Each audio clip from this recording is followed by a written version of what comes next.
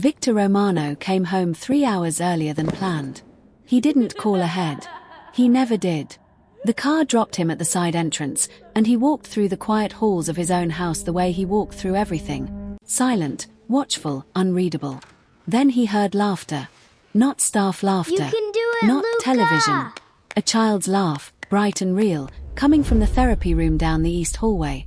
The room he hadn't heard laughter from in 2 years. He stopped walking. He listened. Then he moved toward the sound. The door was half open. Victor looked inside. Elena knelt on the floor in front of Luca, both her hands wrapped around his small ones. His legs, the legs doctors had told Victor would never hold weight again, trembled beneath him, but he was pushing upward. Standing. Barely, shaking, but standing. Leo sat nearby, watching, clapping his hands too fast, whispering, "You're doing it, you're doing it." Victor's chest went tight. He hadn't seen either of his sons stand since the night of the crash.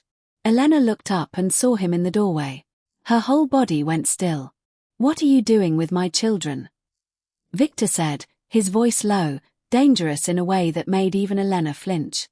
Before she could answer, Luca turned toward his father, still gripping Elena's hands, and said the words that changed everything. "Daddy." Elena said, "We have to keep it secret." The room went silent. Victor looked at his son standing on legs the world had told him were dead weight, and understood, for the first time, that someone had been lying to him. "Explain," he said to Elena. "Now." The twins' accident had happened 2 years earlier, a car crash on a rain-slicked overpass that took the lives of 2 bodyguards and left both boys, then 4, with spinal injuries doctors called catastrophic and permanent. Victor had built an empire out of control, out of never losing, and the one thing he couldn't fight was a diagnosis. He trusted the specialists. He grieved quietly, in private, and rebuilt the mansion around wheelchairs and ramps and a hope he eventually stopped allowing himself to feel. Elena had come 6 months ago, hired to help with the boys' daily care. She wasn't a nurse. She wasn't a therapist. She was simply the only person who had never once looked at Luca and Leo like they were finished. "How long?" Victor asked. Elena's voice was quiet but didn't break. "Weeks." She read to the twins every night, propped between them on the oversized bed, doing different voices for every character until they both begged for one more chapter. She sang while she helped them stretch. She never once used the word broken. "You don't look at us like we're broken," Leo had told her once, so simply it had nearly undone her. She'd noticed the small movements first, a twitch in Luca's foot, a flicker in Leo's toes during a stretching exercise. She'd mentioned it once to another staff member, who told her not to give the children false hope. So she stopped mentioning it. She just kept helping, quietly, every night after the house went still. Victor didn't fully believe her. Not yet. He needed to see for himself what the doctors would say. Dr. Hayes met him the next morning, and Victor didn't waste time. "Explain to me," Victor said, "how a boy with permanent spinal paralysis stood on his own legs last night." Dr. Hayes frowned. "That shouldn't be possible. Not with the extent of damage in their file." "Then what did I see?" The doctor had no answer. He pulled the twins' original chart that afternoon, and something in his expression shifted the moment he reached the rehabilitation notes. A section was missing. A date didn't align with the surrounding entries. A signature on one page didn't match the neurologist's signature anywhere else in the file. "Victor," Dr. Hayes said carefully, "I don't think this file is complete." Victor felt something cold settle behind his ribs. Someone had touched his son's medical records. The question was no longer can they walk. It was who didn't want them to. 4 things surfaced within the next 2 days, each one sharpening the question instead of answering it. Leo, drawing quietly at the kitchen table, sketched a black SUV with a jagged line across its hood, the same car from the night of the accident, though no one had asked him to draw it.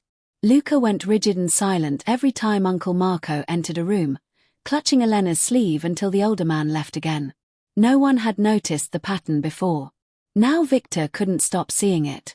Samuel Reed, Victor's head of security, discovered that the surveillance footage from the night of the crash, footage that should have existed, had a 14-minute gap no one had ever flagged. And Elena, going through a box of her late mother's belongings, found a torn page from an old rehabilitation notebook. Her mother, Rosa, had been a nurse years before her death. The handwriting was faded but legible. The children responded to movement. Someone told me to stop asking questions. Elena stared at the page for a long time before bringing it to Victor. My mother worked in pediatric rehab, she said. I don't know if this is even about your sons. But I think it might be. Victor read the line twice. Who told her to stop? Neither of them had an answer.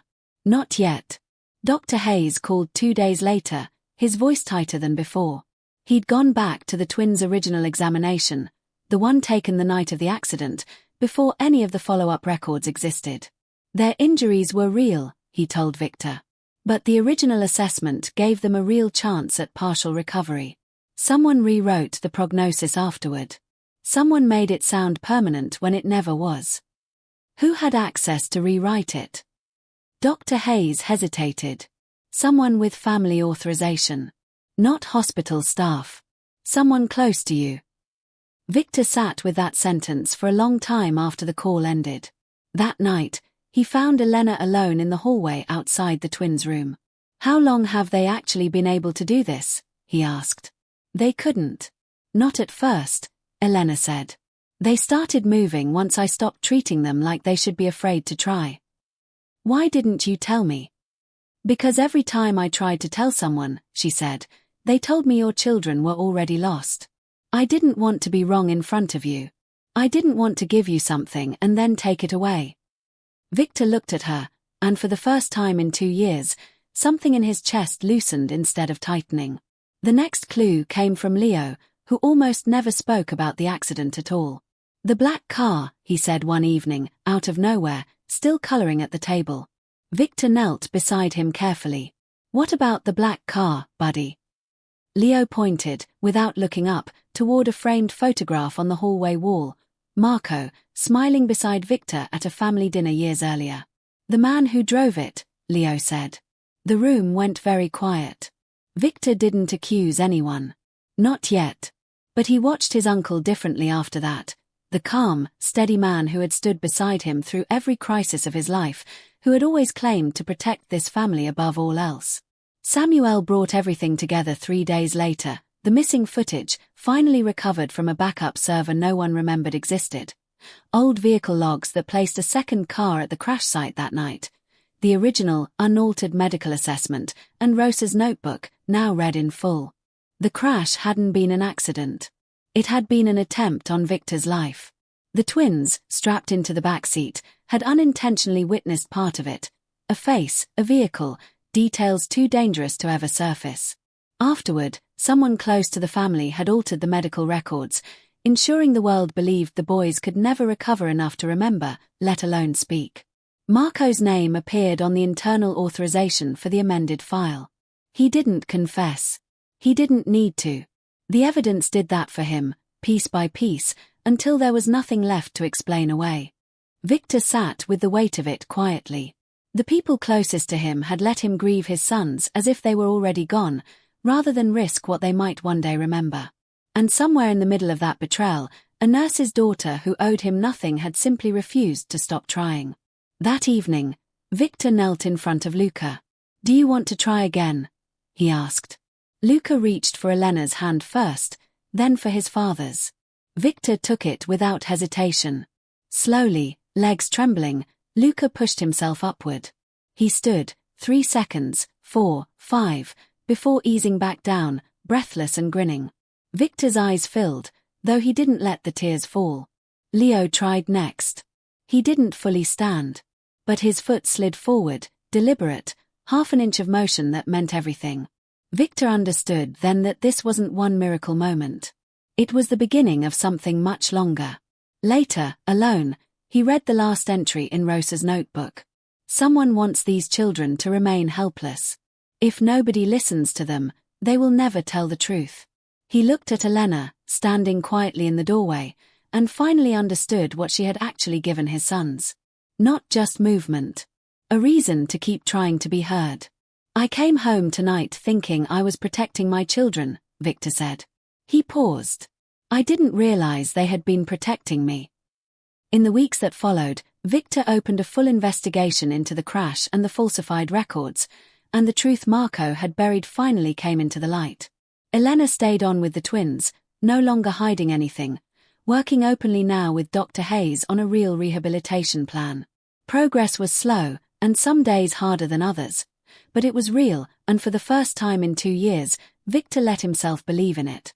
That night, he watched Leo take another small step across the room, Elena's hand steady under his arm, and felt something he hadn't let himself feel in a very long time. Hope. Would you have trusted Elena if you were Victor? And did you expect the twins might still be able to walk? If this story moved you, let us know in the comments, and don't forget to like and subscribe for more stories like this one.